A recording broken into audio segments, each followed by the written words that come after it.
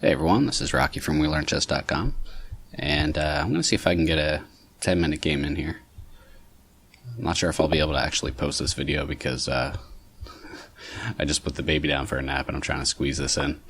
But if she wakes up, then I'll probably just have to resign the game, and we'll see what we get. Okay, we get a King's Gambit, so hopefully we'll get to finish this game because I'm sure it'll be interesting. So I'm still playing this Fischer defense. The most annoying lines are when white goes for an early h4. But it looks like my opponent won't be doing that. The knight on c3 is a little different. Usually they play c3 to shore up this pawn on the diagonal, because sometimes it can be weak. So actually I'm not sure if that changes my strategy. Like if I should play knight c6 immediately to put a little pressure on that pawn. I mean, it's still covered. But I'm still gonna play knight e7 because I play a castle king side. Yeah, so I could do a couple things here. A lot of times I've let this pawn get taken and I take back on d6, and then it kind of keeps the knight out of here. But I have seen a couple times that if I do that, then they can play e6. So like if castle is e6, but then I can just take it, take, and then he kind of fixes my pawn structure. So I don't really see such a big deal with that. I don't play knight c6 now because then he gets this pawn push in with the tempo. So I'm going to try to castle and see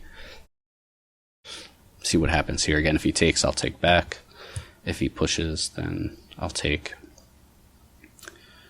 At some point I expect some sacrifices to start happening on the king side. There's different things that white can try, like he can push this pawn. And then if I play g4 to bump the knight, sometimes they just leave the knight there, take with the bishop, and then sack the knight for the two pawns and attack. I'm surprised that he took the rook off the f-file, because sometimes what white will do is sacrifice these pawns to open up the f-file, and they've got the bishop, the rook, and sometimes the queen coming down on that. I'm not really worried about the rook on the e-file quite as much. I do have to develop. So again, if I play knight c6, is he going to just play d5 to bump the knight? But then I can take this pawn, takes, and he can't take the pawn back at the end. I could also play for the pin, but the thing is with the pin, if I play bishop g4 and he plays h3, one nice thing is that I can reroute the bishop down through these weak light square diagonals. But when he's got h3 played, it makes it harder for me to play g4 in the future.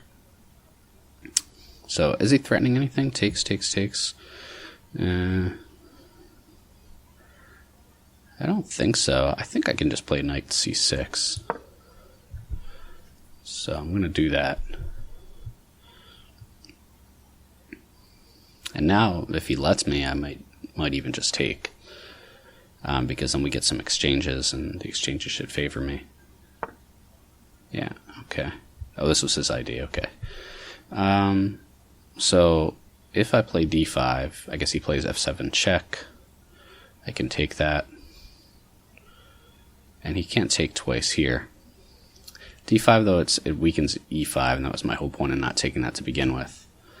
What if I just take this pawn? Take the pawn.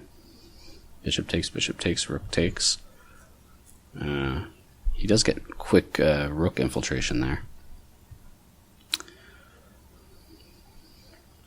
So, okay, let me look at this again. d5 takes, rook takes. He moves the bishop, I don't know, maybe e3? He can't play there right away, I guess. Oh, yes, he can, actually, because I can't take that pawn due to the check. The end. Although, I guess that's not such a big deal. It's even material, right? If I play bishop takes, he can fork, so that's no good.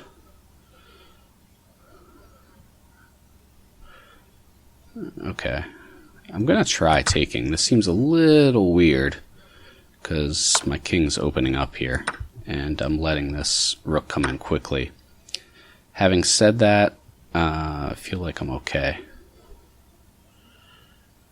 Famous last words. Was even knight sacrifice? Like if I play queen d7, knight takes, queen h5. Maybe I should play queen e8. And then maybe he has d5, knight e5, knight takes, bishop takes. Because the thing is, if he can get in d5 and somehow I get in a pin behind this knight, maybe he can double up. Still, I have to develop. So queen d7, knight takes g5, h takes g5, queen h5. I would just be able to take his rook, so he's got to use up a move. He could try to double first. The thing I don't like about queen d7 is I'm kind of cut off from the king side if I had to get over there quickly. What about knight f5? Putting extra pressure on this pawn. d5, knight e5, knight takes, bishop takes. Sacking exchange I don't think really does anything there. Nice thing about having the knight on f5 too is that it can come up potentially to e3 at some point. And that also frees up my queen a little bit, although I can't go to either of these squares. Okay, I'm going to connect my rooks and hit this rook. Tempo move. Again, he can play d5 if he wants, which protects his rook and hits my knight at the same time. I feel like those exchanges should be okay for me. It does get a little bit potentially dicey. Let me just check if I can go to b5. Threatening to take here. Yeah, I am, aren't I? Also have this check. Takes. Now he can just win a piece. It's pretty dumb.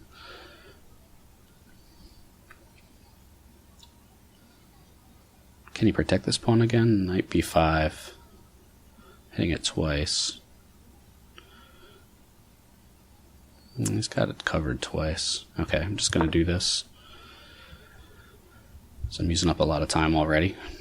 Exchanges favor me, so I'm not too worried about that. His rook is cut off. I have to take with the pawn. Takes. What am I thinking I can take with the bishop? He can just take on h6 and then I'm getting attacked. So I do actually have to take here. That's a shame. Okay. Alright, so he wants to sacrifice here. I'm going to eliminate that potential threat there. Also wondering if I can just play rook f6. Takes, bishop takes. Probably take with the queen here. I mean, the pawn supports the knight, but I don't really see how that helps him otherwise. If he takes with the queen, I take this pawn. Queen takes. Oh, okay. Yeah, well, anyway, I don't know if I would have taken that pawn because it was a little dicey, but now there's more weaknesses here to play with. Okay, so I want to get rid of this knight, obviously, if I can, and this rook. He's got two really well-posted pieces here.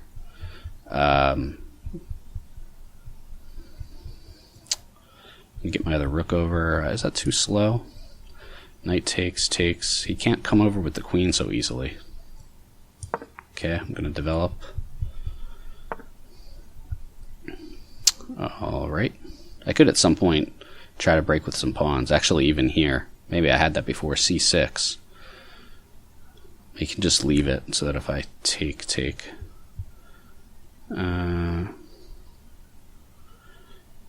Yeah, that knight's pesky because I can't play rook f6. Okay, I've got to move a little bit faster here. I don't want to play knight in just yet, but I wanted to try to encourage a trade here. If he takes, will I take with the queen or the rook? The rook is keeping an eye on my knight, but it's going to be hard for him to put pressure on that immediately. Plus, I'm probably not, I wouldn't say threatening, but I have the idea to come into, I'm going to stay on the open file here, to come into h4 and keep some pressure on this pawn. Yeah, okay, so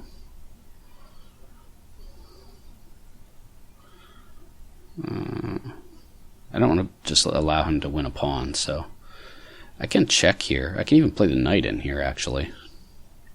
Knight on d4 is nice. Does the check really do anything? What about bishop check and then bishop b3 takes, knight takes, and then that knight is a beast? But my knight is unprotected, so maybe he can play a check and then win it. So maybe I should move the knight, actually. Alright. Is it going to be unstable on this square? like if b3 and bishop here, that's possible. So maybe h4 is safer, plus that allows the queen in. I should have seen that more quickly. Queen coming into h3.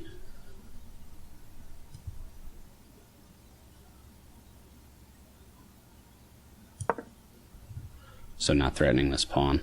I guess he has to play the rook over.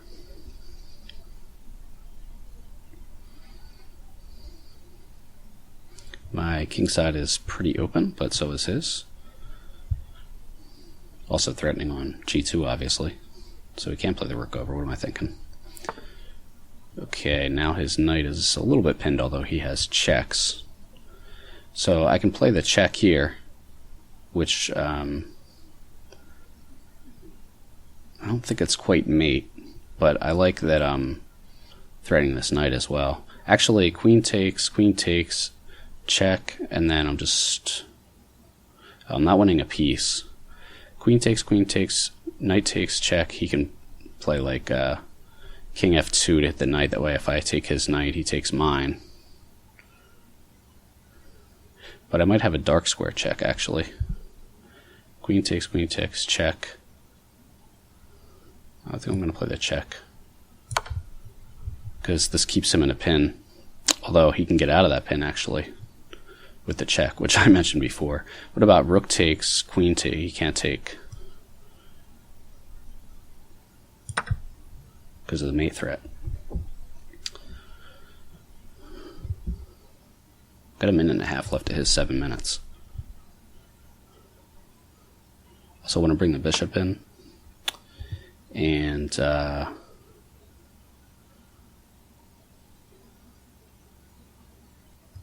do that now with tempo. Okay, this just wins material, so I'll do that. And he might play on time because he's a King's Gambit player. And sorry to stereotype, but they all seem to do it. I can just take this pawn, right? I mean, there might even be checkmates, but now I've got the fork coming, threatening this pawn. Didn't see it. Now I expect resignation because I can play here. Still, I'll take that. Just because simplify matters.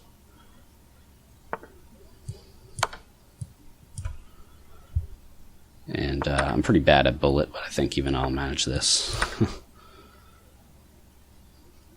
be fun to get like 8 knights or something.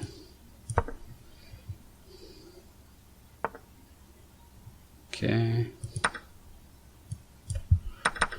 Let's see, I guess I can make this interesting.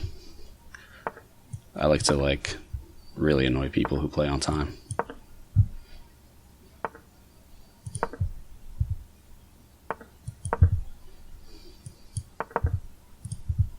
Just get like a whole bunch of knights and mate with like 4 knights, which is fun.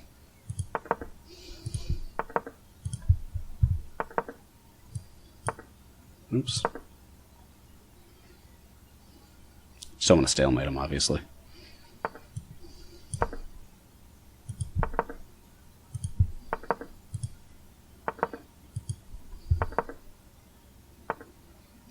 Yeah, he can't even really do anything. Okay, am I going to stalemate him? I was going to give some material back.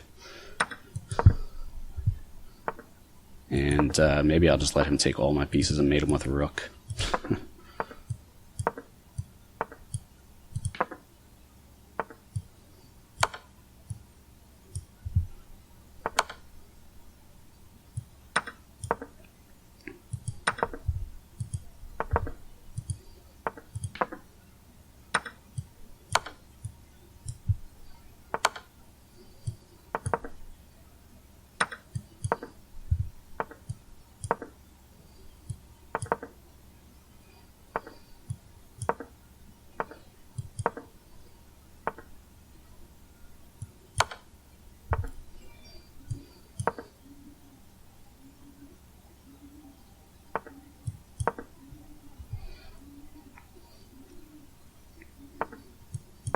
Just keep tightening the box. This is the other way to mate with the rook.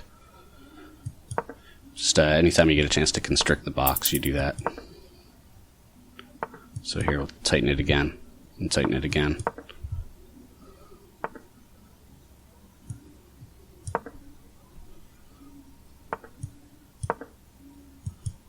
And I probably took too long here, so just do it the easy way. Yeah, well, my plan of doing like 8 knight mate didn't work out, and mating with the rook I was getting a little too slow. So I'm not going to accept his rematch because I just heard my baby cry in the other room, so I won't really be able to do much analysis, but maybe I'll come back and do another video for that. So, alright, see you later.